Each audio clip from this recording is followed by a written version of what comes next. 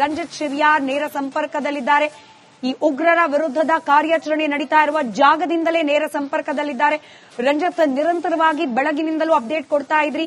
ಯಾವ ರೀತಿಯಾಗಿ ಬೆಳಗಿನ ಜಾವದಿಂದಲೂ ನಿರಂತರವಾಗಿ ಉಗ್ರರ ವಿರುದ್ಧದ ಕಾರ್ಯಾಚರಣೆ ನಡೀತಾ ಇದೆ ಅಂತ ಹೇಳಿ ಸದ್ಯಕ್ಕೆ ಏನಾಗ್ತಾ ಇದೆ? ನೋಡಿ ಸ್ಮಿತಾ, ಈ ಹೊತ್ತಿಗೆ ಡ್ರೋನ್ ಆಪರೇಷನ್ ಶುರುವಾಗಿದೆ.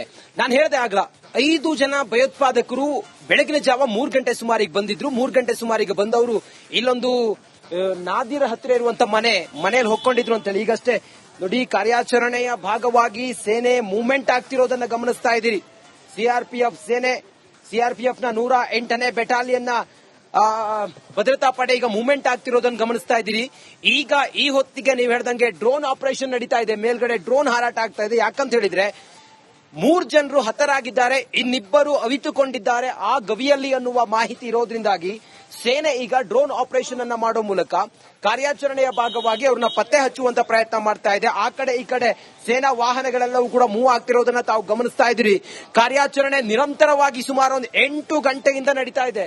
ಬೆಳಿಗ್ಗೆ 3 ಗಂಟೆಗೆ ಆರಂಭ ಆಗಿದ್ದಂತ ಈ ಉಗ್ರ ನಿಗ್ರಹ ಕಾರ್ಯಾಚರಣೆ 5 ಜನ ಬಂದವರು ಇಲ್ಲಿ ಉಳ್ಕೊಂಡಿದ್ರು. 3 ಗಂಟೆ ಸುಮಾರಿಗೆ ಮಾಹಿತಿ ಬರುತ್ತೆ. ಸುಮಾರು 500ನಿಂದ 600 ಜನ ನಮ್ಮ ಸೇನಾ ಸಿಬ್ಬಂದಿ ಬರ್ತಾರೆ, ಬಂದು ಕಾರ್ಯಾಚರಣೆಯನ್ನ ಮಾಡ್ತಾರೆ. ನಿರಂತರವಾಗಿ ಫೈರಿಂಗ್ ಆಗುತ್ತೆ, ಅವ್ರ ಕಡೆಯಿಂದಲೂ ಕೂಡ ಫೈರಿಂಗ್ ಆಗುತ್ತೆ, ನಾವು ಫೈರಿಂಗ್ ಮಾಡ್ತೀವಿ.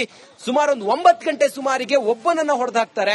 ಆ ನಂತರ ಮತ್ತಿಬ್ಬರನ್ನ ಹೊಡೆದು ಹಾಕಿ ಆ ನಂತರ ಈಗ ಇಬ್ರು ಅಲ್ಲಿ ಆ ಗುಡ್ಡ ಇದೆಯಲ್ಲ, ಈ ರೋಡ್ ಹಿಂಗ್ ಹೋಗುತ್ತೆ ನೋಡಿ. ನಮ್ಮ ಬೀಜ ಪ್ಯಾನ್ ಮಾಡಿ ತೋರಿಸಬೇಕು. ಸೇನಾ ವಾಹನ ಇದೆಯಲ್ಲ, ಅಲ್ಲಿ ಒಬ್ರು ಸಿಆರ್ಪಿಎಫ್ ನ ಯೋಧ ನಿಂತಿದ್ರಲ್ಲ, ಆ ರಸ್ತೆ ಮೇಲಕ್ಕೆ ಹೋಗುತ್ತಲ್ಲ, ಅದು ಪಹಾಡಿಗೆ ಹೋಗುತ್ತೆ, ಅದು ಬೆಟ್ಟಕ್ಕೆ ಹೋಗುತ್ತೆ. ಈ ಒಂದು ತ್ರಾಲ್ ಎನ್ನೋ ಊರಿದೆಯಲ್ಲ, ಇದಕ್ಕೆ ತಾಗಿಕೊಂಡೇ ಬೆಟ್ಟ ಇದೆ, ಡೀಪ್ ಫಾರೆಸ್ಟ್ ಇದೆ. ಈ ತ್ರಾಲ್ ಎನ್ನೋ ಊರಿನಲ್ಲಿ ಆದಿಲ್ ಥೋಕರ್ ಅನ್ನುವ ಭಯೋತ್ಪಾದಕನನ್ನ ಸುಮಾರೊಂದು 10 ದಿನದ ಹಿಂದೆ ಪೆಲಂಗಾಂನ ಘಟನೆ ಆದ ನಂತರ ಆದಿಲ್ ಥೋಕರ್ ಎನ್ನುವ ಶಂಕಾಸ್ಪದ ಭಯೋತ್ಪಾದಕನನ್ನ ಹೊಡೆದಾಕಿದ್ರು ಅಂತ ಹೇಳಿದ್ರೆ ಆತನ ಮನೆಯನ್ನು ಡೆಮಾಲಿಷ್ ಮಾಡಿದ್ರು.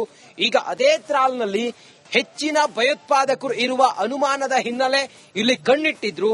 ನಿನ್ನೆ ರಾತ್ರಿ 5 ಜನ ಬಂದವರನ್ನ ಈಗ 3 ಜನರನ್ನು ಹೊಡೆದಾಕಿದ್ದಾರೆ. ಇನ್ನಿಬ್ಬರಿಗಾಗಿ ಶೋಧ ನಡೀತಾ ಇದೆ, ಸರ್ಚಿಂಗ್ ಆಪರೇಷನ್ ನಡೀತಾ ಇದೆ. ಡ್ರೋನ್ ಮೂಲಕ ಅವರನ್ನ ಹುಡುಕುವಂತ ಈ ಹೊತ್ತಿನ ಕಾರ್ಯಾಚರಣೆ ನಡೀತಾ ಇದೆ. ಈ ಬೆಟ್ಟವನ್ನ ಸಂಪೂರ್ಣ ಸುತ್ತುವರೆದಿದ್ದಾರೆ. ಆತ ಉಳಿದಿದ್ದಂತ ಮನೆಯನ್ನು ಕೂಡ ಸುತ್ತುವರೆದಿದ್ದಾರೆ. ನಿರಂತರವಾಗಿ ಗುಂಡಿನ ಶಬ್ದ ಕೇಳಿಸ್ತಾ ಇದೆ, ನಿರಂತರವಾಗಿ ಫೈರಿಂಗ್ ಆಗ್ತಿರುವಂತ ಶಬ್ದ ಕೇಳಿಸ್ತಾ ಇದೆ.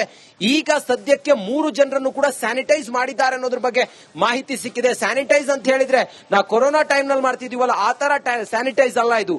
ಒಬ್ಬನನ್ನ ಹೊಡೆದಾಕಿ ಆದ ನಂತರ ಆತನ ಗುರುತು ಪತ್ತೆ ಆಗಬಾರ್ದು ಅಂತೇಳಿ ಆತನ ಮುಖಕ್ಕೆ ಸರಿಯಾಗಿ ಗುಂಡನ್ನ ಹಾರಿಸ್ತಾರೆ. ನೀವು ಮೊನ್ನೆ 3 ಜನ ಶೋಫಿಯಾನದಲ್ಲಿ ಹೊಡೆದಾಕಿದ್ರಲ್ಲ, ಆ 3 ಜನರನ್ನ ಹೊಡೆದು ಹಾಕಿದಾಗ ಅವರ ಮುಖ ಎಲ್ಲ ಛಿದ್ರವಾಗಿ ಹೋಗಿತ್ತು. ಅವ್ರನ್ನ ಸ್ಯಾನಿಟೈಸ್ ಮಾಡಿದ್ದು ಗುರುತು ಪತ್ತೆ ಆಗಬಾರ್ದು ಅನ್ನೋ ಕಾರಣಕ್ಕೋಸ್ಕರ ಸ್ಯಾನಿಟೈಸ್ ಮಾಡಿದ್ರು. ಈಗ ಈ 3 ಜನರನ್ನು ಕೂಡ ಸ್ಯಾನಿಟೈಸ್ ಮಾಡಿದ್ದಾರೆ ಅನ್ನೋ ಮಾಹಿತಿ ಲಭ್ಯ ಆಗಿದೆ. ಈ 3 ಜನ ಕಿರಾತಕರು ಇದಾರಲ್ಲ, 6 ತಿಂಗಳ ಹಿಂದೆ ಇವರು LIT ಲಷ್ಕರ್ ಇ ತೊಯ್ಬಾ ಸಂಘಟನೆಗೆ ಸೇರ್ಕೊಂಡಿದ್ರು. ಇವರು ಪಾಕಿಸ್ತಾನದಲ್ಲಿ ಹೋಗಿ ಐಸಿಸ್ ನೋಡಿ, ಶಬ್ದ ಮತ್ತೆ ಕೇಳಿಸ್ತಾ ಇದೆ ಸ್ಮಿತಾ, ಮತ್ತೆ ಕೇಳಿಸ್ತಾ ಇದೆ. ಅಬ್ಸರ್ವ್ ಮಾಡ್ತಾ ಇದ್ರೆ ನಿಮ್ಗೆ ಮತ್ತೆ ಕೇಳಿಸ್ತಾ ಇದೆ. ಗುಂಡಿನ ಚಕಮಕಿ ಆಗ್ತಾ ಇದೆ, ಅದರ ಶಬ್ದ ಕೇಳಿಸ್ತಾ ಇದೆ. ಇಲ್ಲಿಂದ ಒಂದು 400 ಮೀಟರ್ ದೂರ ಅಷ್ಟೇ, 400 ಮೀಟರ್ ದೂರದಲ್ಲೇ ಈ ಫೈರಿಂಗ್ ಆಗ್ತಾ ಇರೋದು. ಶಬ್ದ ಕೇಳಿಸ್ತಾ ಇದೆ ಈಗಲೂ ಕೂಡ. ಸೇನಾ ಸಿಬ್ಬಂದಿ ಉದ್ದಕ್ಕೂ ನಿಂತಿದ್ದಾರೆ. 500ರಿಂದ 600 ಜನ ಇದ್ದಾರೆ.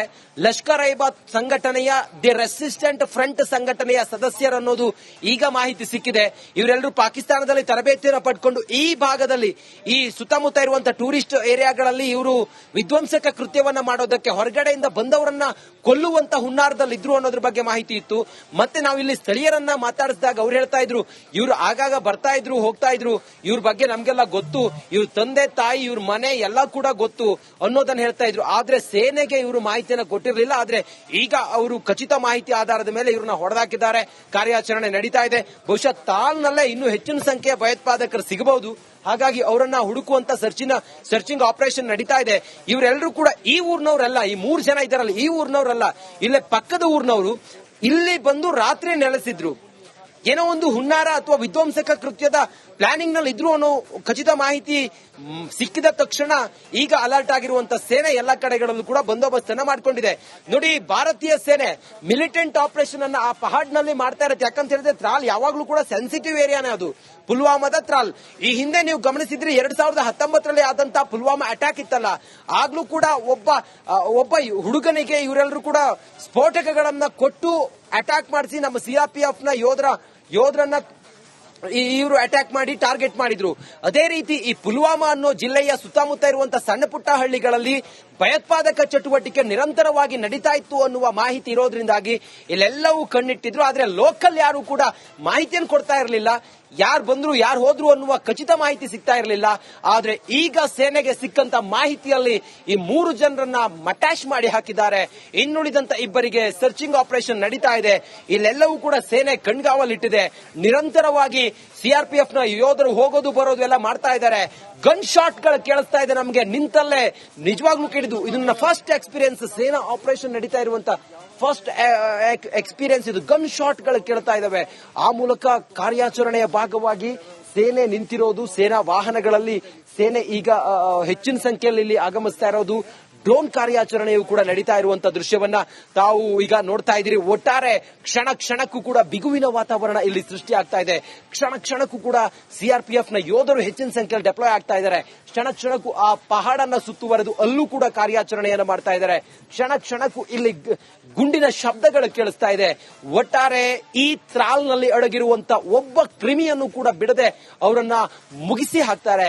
ಇವತ್ತೇ ಮಟ್ಯಾಶ್ ಮಾಡ್ತಾರೆ. ಸುಮಾರು ಬೆಳಗಿನ ಜಾವದಿಂದ ಇಷ್ಟೊತ್ತಿನವರೆಗೂ ಅಂತ ಹೇಳಿದ್ರೆ ನೀವು ಅರ್ಥ ಮಾಡ್ಕೊಳ್ಳಿ ಅವರು ಹೇಗೆಲ್ಲ ತಪ್ಪಿಸಿಕೊಳ್ಳುವಂತ ಮಾರ್ಗಗಳಿದ್ದುವು ಅನ್ನೋದು, ಮತ್ತೆ ಇಲ್ಲಿನ ಜನ ಅವರಿಗೆ ಹೇಗೆಲ್ಲ ಸಹಕಾರ ಕೊಡ್ತಾ ಇದ್ರು ಅನ್ನೋದನ್ನ ಅರ್ಥ ಮಾಡ್ಕೊಳ್ಳಿ. ಸುಮಾರು ಒಂದು 6 ತಿಂಗಳು ಆತ ಟ್ರೈನಿಂಗ್ ಆದ ನಂತರ ಇಲ್ಲೇ ಬಂದು ಆತ ತನ್ನ ಒಂದು ಟೀಮ್ ಅನ್ನ ಆತ ಬಿಲ್ಡ್ ಮಾಡ್ಕೊಳ್ತಾ ಇದ್ದ ಅನ್ನೋದ್ರ ಬಗ್ಗೆಯೂ ಕೂಡ ಮಾಹಿತಿ ಇತ್ತು. ಇದೆಲ್ಲದರ ಮಾಹಿತಿ ಆಧಾರದ ಮೇಲೆ ಇವತ್ತು ಬಂದಂತ ಸೇನೆ ಎಲ್ಲವನ್ನು ಕೂಡ ಇವತ್ತು ಧ್ವಂಸ ಮಾಡಿ ಹಾಕಿದೆ. ಆತ ಇದ್ದ ಮನೆಯನ್ನು ಕೂಡ ಕೆಡವಿ ಹಾಕಿದೆ. ಸದ್ಯಕ್ಕೆ ಕಾರ್ಯಾಚರಣೆಯ ಭಾಗವಾಗಿ ಈಗ ಇಲ್ಲಿ ಈ ಸೇನೆ ಹಿರಿಯ ಅಧಿಕಾರಿಗಳು ಕೂಡ ಬಂದು ಮಾಹಿತಿಯನ್ನ ಪಡ್ಕೊಳ್ತಾ ಇದ್ದಾರೆ. ಸದ್ಯಕ್ಕಂತೂ ಈ ಹೊತ್ತಿಗೆ ಈ ಪುಲ್ವಾಮಾದ ತ್ರಾಲ್ನಲ್ಲಿ ಈ ಹೊತ್ತಿಗೆ ಇಂಥ ಚಿತ್ರಣ ಇದೆ. ಸ್ಮಿತಾ. ರೈಟ್, ಧನ್ಯವಾದ ರಂಜಿತ್. ಏನೋ ರಿಪಬ್ಲಿಕ್ ಮೀಡಿಯಾ ನೆಟ್ವರ್ಕ್ ನ ಎಕ್ಸ್ಕ್ಲೂಸಿವ್ ದೃಶ್ಯದಲ್ಲಿ ಗಮನಿಸ್ತಾ ಇದ್ದೀರಿ. ಡ್ರೋನ್ ನಲ್ಲಿ ವಲನ ಕ್ಯಾಪ್ಚರ್ ಆಗಿರುವ ದೃಶ್ಯ ಇದು. ಸದ್ಯಕ್ಕೆ ಭಾರತೀಯ ಸೇನಾಪಡೆಯ ಟಾರ್ಗೆಟ್ ಆಗಿರುವ ಉಗ್ರರು ಈಗ ಆಲ್ರೆಡಿ 5 ಉಗ್ರರ ಪೈಕಿ 3 ಹೊಡೆದು ಉರುಳಿಸಿ ಆಗಿದೆ. ಇನ್ನಿಬ್ಬರಿಗಾಗಿ ಶೋಧ ಕಾರ್ಯ ನಡೀತಾ ಇದೆ. ಸೇನಾಪಡೆಯಿಂದ ನಿರಂತರ ಕಾರ್ಯಾಚರಣೆ ಇವತ್ತು ಮುಂಜಾನೆ 3 ಗಂಟೆಯಿಂದ ರಿಪಬ್ಲಿಕ್ ಮೀಡಿಯಾ ನೆಟ್ವರ್ಕ್ಗೆ ಸೇನಾ ಕಾರ್ಯಾಚರಣೆಯ ಸಂದರ್ಭದ ಎಕ್ಸ್ಕ್ಲೂಸಿವ್ ದೃಶ್ಯಗಳು ಲಭ್ಯವಾಗಿದೆ. ಅಡಗಿ ಕುಳಿತಿರುವ ಉಗ್ರರನ್ನ ಹುಡುಕಿ ಸದೆ ಬಡಿತಾ ಇದೆ ಭಾರತೀಯ ಸೇನಾ ಪಡೆ. ಆ ದೃಶ್ಯವನ್ನ ಗಮನಿಸ್ತಾ ಇದ್ರಿ. ಯಾವ ರೀತಿಯಾಗಿ ಅರ್ಧಂಬರ್ಧ ನಿರ್ಮಾಣವಾಗಿರುವ ಕಟ್ಟಡ ಅದರ ನೆಲಮಹಡಿಯಲ್ಲಿ ಬಚ್ಚಿಟ್ಕೊಂಡಿದ್ದಾರೆ ಉಗ್ರರು. ಅವರನ್ನ ಡ್ರೋನ್ ಮೂಲಕ ಎಕ್ಸಾಕ್ಟ್ ಲೊಕೇಶನ್ ಟ್ರೇಸ್ ಮಾಡಲಾಗಿದೆ. ಟಾರ್ಗೆಟ್ ಫಿಕ್ಸ್ ಆಗಿದೆ. ಈ 5 ಪೈಕಿ 3 ಈಗ ಆಲ್ರೆಡಿ ಭಾರತೀಯ ಸೇನಾ ಪಡೆ ನೆಲಕ್ಕೆ ಉರುಳಿಸಿದೆ. ಯಾವ ಕಾಶ್ಮೀರದ ನೆಲದಲ್ಲಿ ಅಮಾಯಕರ ರಕ್ತವನ್ನ ಹರಿಸಿದ್ರು ಉಗ್ರರು, ಅದೇ ನೆಲಕ್ಕೆ ಉಗ್ರರ ರಕ್ತವನ್ನ ತರ್ಪಣ ಕೊಡ್ತಾ ಇದೆ ಭಾರತೀಯ ಸೇನಾ ಪಡೆ. ಈ ಆಪರೇಷನ್ ಕಿಲ್ಲರ್ನ ಎಕ್ಸ್ಕ್ಲೂಸಿವ್ ದೃಶ್ಯಗಳು ರಿಪಬ್ಲಿಕ್ ಮೀಡಿಯಾ ನೆಟ್ವರ್ಕ್ನಲ್ಲಿ. ಸೇನೆಯಿಂದ ಈ ಕಾರ್ಯಾಚರಣೆ ನಡೆಸಲಾಗ್ತಾ ಇದೆ. ಡ್ರೋನ್ನಲ್ಲಿ ಸೆರೆ ಸಿಕ್ಕಿರತಕ್ಕಂತ ಉಗ್ರರ ಚಲನವಲನದ ದೃಶ್ಯವನ್ನ ನೀವೀಗ ಗಮನಿಸ್ತಾ ಇದ್ದೀರಿ.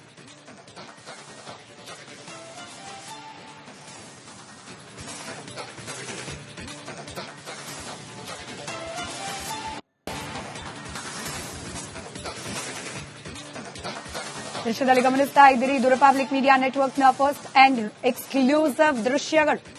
ಸೇನಾ ಕಾರ್ಯಾಚರಣೆ ಸಂದರ್ಭದಲ್ಲಿ ಹೇಗೆ ಉಗ್ರರ ನೆಲೆಯನ್ನ ಹಾಗೆ ಅವರಿರುವ ಎಕ್ಸಾಕ್ಟ್ ಸ್ಪಾಟ್ ಅನ್ನ ಗುರುತು ಹಾಕಲಾಗುತ್ತೆ, ಹೇಗೆ ಟಾರ್ಗೆಟ್ ಫಿಕ್ಸ್ ಮಾಡಲಾಗುತ್ತೆ, ನಂತರದಲ್ಲಿ ಹೇಗೆ ಅವರನ್ನ ಹೊಡೆದುರುಳಿಸಲಾಗುತ್ತೆ ಅನ್ನೋದಕ್ಕೆ ದೃಶ್ಯಗಳು